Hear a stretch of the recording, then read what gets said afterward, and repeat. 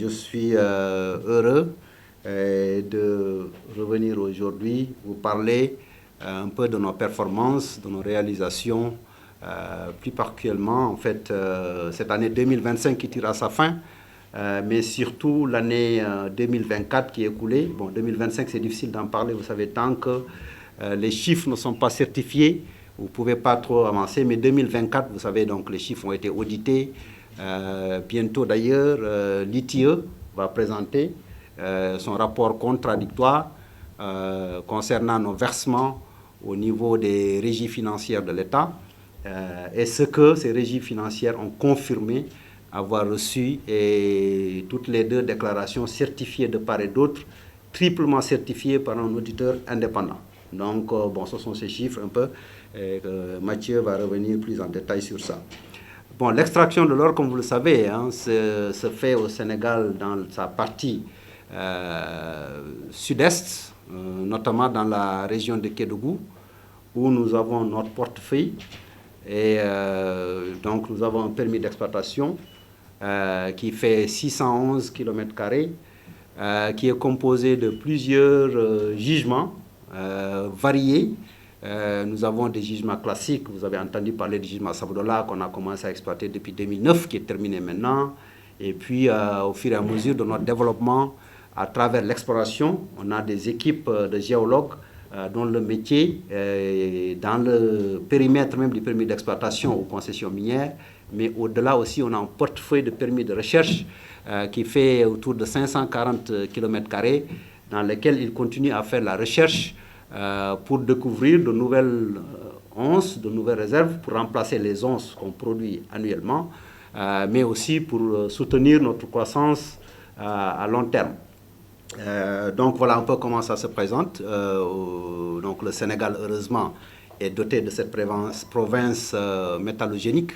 On appelle ça des formations birimiennes. En tant que géologue, je vous dis tout ce charabia-là, qui date de 2100 milliards d'années, donc il y a très longtemps, qui se sont mis en place. Et puis voilà, il y a des structures ultérieures qui ont venu en tout cas reconfigurer, ce qui rend d'ailleurs la tâche difficile aux géologues pour trouver ces gisements, et ce qui aussi fait que les cours de l'or sont élevés. L'or c'est très difficile à trouver. Il faut investir beaucoup d'argent dans la recherche. Et quand vous trouvez, et d'ailleurs, ce que vous investissez dans la recherche, les chances de succès, c'est autour de 1%. C'est-à-dire que si vous commencez dans un périmètre vierge, bien sûr, qui se trouve dans une bonne adresse, c'est-à-dire qui est susceptible d'avoir les conditions géologiques favorables à abriter ces gisements-là, vous identifiez ce qu'on appelle des anomalies, des prospects, des cibles d'exploration, et il faut 200 cibles que vous identifiez, vous poursuivez les recherches pour qu'une ait la chance de devenir une mine. Et ça, c'est des investissements conséquents, très risqués en cette phase de recherche. Maintenant, si vous tombez dans ce 0,5% de chance qui devient une mine, il faudra encore investir beaucoup pour faire des études de faisabilité, pour construire, si l'étude de faisabilité est concluante, parce que vous pouvez découvrir un gisement qui contient de l'or, et puis les conditions économiques ou les conditions techniques ne permettent pas sa mise en valeur pour que vous puissiez avoir une exploitation profitable. Donc, il faut donc ces investissements pour construire l'infrastructure, investissement important, et avant de démarrer la production. C'est à partir de cette phase que vous commencez maintenant à produire, à vendre, à gagner un peu d'argent qui servira dans un premier temps à rembourser parce que vous avez dû emprunter de l'argent, ou bien votre argent même sur fonds propres que vous avez investi pour pouvoir donc récupérer. C'est pour vous indiquer un peu le processus par lequel ces exploitations que vous voyez aujourd'hui, avec les chiffres qu'on va communiquer en termes de chiffre d'affaires, de revenus, où il a fallu passer pour en arriver à cet objectif-là. Donc si on arrive à cet objectif, depuis 2009, Dieu merci pour ce qui concerne Sabodala, on a commencé la production, et depuis 2009 jusqu'à maintenant, la mine de Sabodala, le complexe, a produit autour de 4 millions d'onces. Donc 4 millions d'onces, c'est à peu près 120 tonnes qui ont été produites. Non, pas 120 tonnes. 1 million d'onces, c'est 30 tonnes. donc x4, oui, autour de 120 tonnes, qui ont été produites depuis le début de l'exploitation. En 2024, bon, Sabodala a été la seule unité industrielle de production jusqu'en 2018. Il y a une nouvelle mine que vous connaissez, c'est la mine de Mako, qui appartient à Resolute Mining, qui a commencé donc la production à partir de 2018, qui est même en fin de vie. Et donc, sur les 10 tonnes que le Sénégal a produites, en 2024, Sabodala en a produit les 6 tonnes et demie. Donc, à peu près 64% de la production du Sénégal provient de la mine de Sabodala. Le reste, c'est bien sûr Mako. Et bientôt, cette année, avec Boto, la mine de Managem qui a été mise en service, commencer à produire. Donc, on aura un troisième opérateur qui va en tout cas intervenir. Bon, nous avons des réserves, comme je vous l'ai dit. Hein. On avait fait des découvertes, on est en train de produire, on continue à faire de l'exploration et nous avons des réserves qui s'élèvent à autour de 3,5 millions d'onces, à peu près donc 110 tonnes, qui nous permet de rester au Sénégal à produire jusqu'à 2035, voilà, sur les réserves existantes qui sont disponibles. Nous avons aussi une unité de traitement. Les minéraux sont tirés à partir donc de ces fosses où proviennent ces différents gisements. Il faut les transporter à l'usine. Et donc, nous avons une usine classique qui traite les minéraux classiques. Et donc, en 2024, on a mis en service une nouvelle unité de traitement qui s'appelle bioxydation. C'est-à-dire on utilise des bactéries pour pouvoir donc consommer ces sulfures et libérer l'or.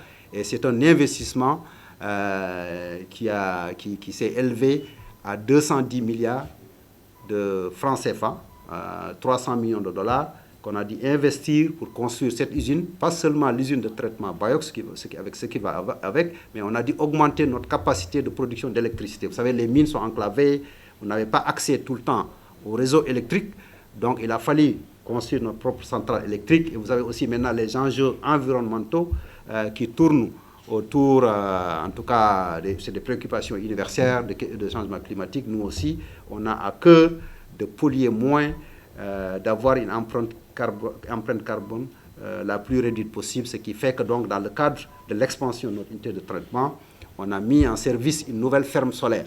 Donc à Sabodala aujourd'hui, on a 2 usines. L'usine Biox dont je vous ai parlé, c'est la 7e au monde, c'est une usine très rare.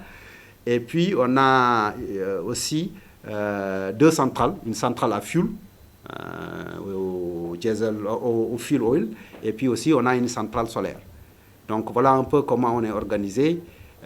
Sabodala, c'est autour de 2000 employés permanents, dont 95% de Sénégalais, dont la grande partie d'ailleurs, autour de 60% provient de la région de Kédougou, et plus précisément d'ailleurs, autour de 40% directement de l'arrondissement de Sabodala. Donc c'est vraiment les fils du terroir qui constituent notre main-d'œuvre, qui produisent cette richesse qui profite à tous les Sénégalais. Bien sûr, si on produit ces richesses-là, Mathieu va en parler, on paye nos impôts, on paye nos taxes, on paye des redevances, et on paye même des dividendes. Donc ça va au trésor public, et ça, quand ça va au trésor public, ça retourne normalement à toute la population sénégalaise. Bala va aborder la question qu'on utilise beaucoup de sous-traitants, beaucoup de fournisseurs, et vous savez, les questions de contenu local, il y a maintenant réglementation même applicable. On n'a pas attendu la réglementation, nous, pour prendre en compte ces enjeux-là, pour que le plus possible, je vous ai parlé de la main-d'œuvre, mais aussi de notre fourniture, approvisionnement en biens et services, soit fait dans les limites du possible à partir donc des entrepreneurs, des opérateurs économiques sénégalais. Autour de 80% de nos approvisionnements, de nos achats proviennent des entités sénégalaises. Donc le chiffre d'affaires qu'on produit reste en grande partie au Sénégal, à payer nos fournisseurs et nos prestataires de services issus du pays, à payer nos obligations fiscales et douanières au trésor public, mais aussi à une partie qu'on tire de ce chiffre d'affaires pour directement impacter les communautés. Maintenant, il y a le fonds d'appui au développement local, c'est 0,5% de nos chiffres d'affaires, ça c'est réglementé, mais même avant ça, nous avions prévu des montants autour de 2 millions de dollars par an qu'on traitait directement avec les collectivités territoriales pour impacter directement ces communautés. Donc pour l'instant, je vais m'en arrêter là. Endeavour, qui est notre maison mère, est venu au Sénégal depuis 2021, donc après son rachat du groupe Teranga Gold. Et donc Endeavour aussi a d'autres véhicules, d'autres instruments qui permettent de bien impacter nos communautés, le tissu économique. Nous avons une fondation au niveau du groupe qui s'appelle la Fondation Endeavour. D'ailleurs, cette semaine, on a inauguré une unité de traitement de déchets plastiques à Kédougou, avec un opérateur de Kédougou. On l'a fait avec Plastique Odyssée. On a investi 28 millions de francs CFA pour avoir un conteneur tous les déchets plastiques de Kédougou. Un entrepreneur qu'on a formé, et on lui a doté des équipements qui pourra les transformer, les recycler d'abord, pour que ce ne soit pas jeté en public et polluer l'atmosphère, polluer l'environnement, mais c'est recyclé, on peut en faire des briquettes, on peut en faire même des tuiles ou même d'autres objets. Donc voilà juste un exemple de ce qu'on fait qui impacte significativement à travers donc, la Fondation Endeavour. On a d'autres instruments aussi, le fonds EcoDev, si on a des entrepreneurs qui ont de bonnes idées, qui ont des difficultés à accéder en capital à des financements, et si leur projet impacte les communautés qui sont autour de nous, nous sommes prêts à les accompagner pour trouver ces financements. Bala va